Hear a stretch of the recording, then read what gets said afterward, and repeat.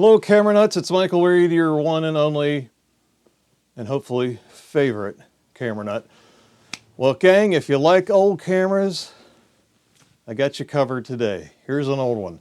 This is called a Pony Premo from 1890. This would shoot a 4x5 sheet of glass plate film.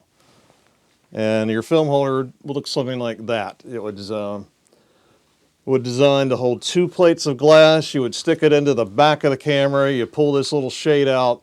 You take your picture, put the shade back in, pull it out of the camera, turn it over, do the same thing again. You could get 2 shots. A little cumbersome, but that's the way it was back then. This is basically a 16 to a 2.8 lens. You had 3 whopping shutter speeds. You had time, you had instant, and you had bulb.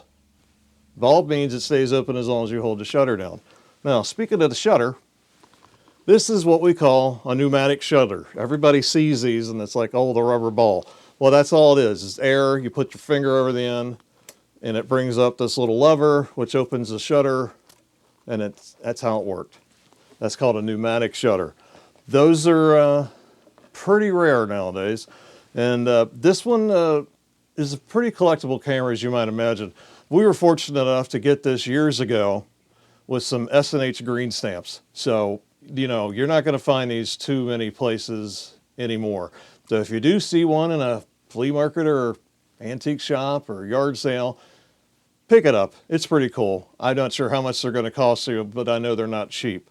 So that's it for today. Thanks for watching. Please subscribe to our YouTube channel. Look us up on all that, you know, social media stuff. We'd appreciate it. You got any questions, anything you'd like to see, send me an email, send me a message.